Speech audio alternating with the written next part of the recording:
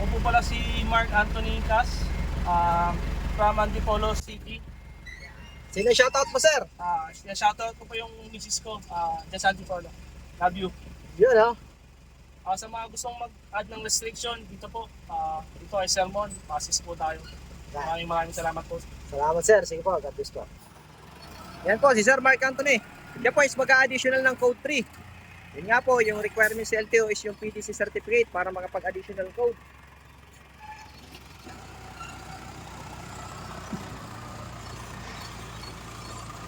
So si Sir, ang lisensya nito is more than 4 years na rin yung lisensya niya. So, qualified na po siya para sa code 3. So, straight track lang naman po ang plano niyang i-drive. So, walang problema po yun. Ito po yung code C. Ang code D po kasi is para sa mga bus.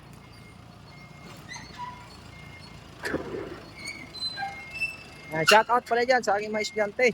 Shoutout kay Sir Sunny Marcos. Yan.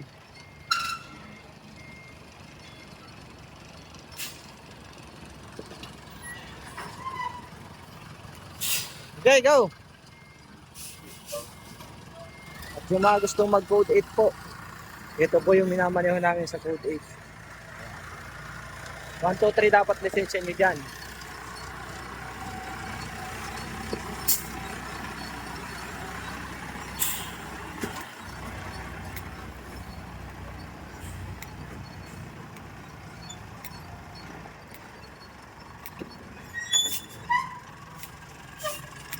Ayos, sige, atras. Parallel parking ang gagawin niya mamaya. Yan. Ito, back parking muna. Pero naka-slant yan. So, hindi din ganun yan kadali.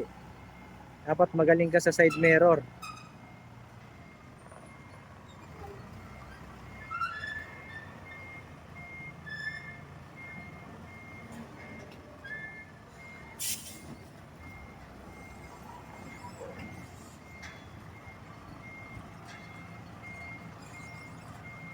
Yan, parallel parking naman.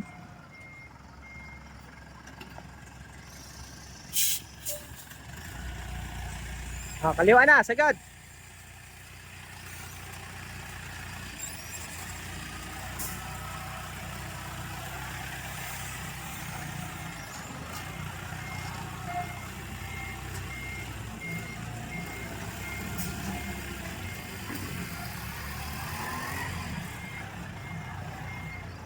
Hop.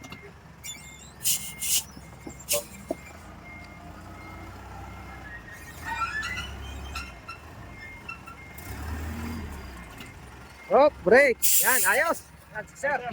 Yan po, yung mga gusto mo additional code 3 at code 8 PM na po. Salamat po and God bless po sa inyo lahat.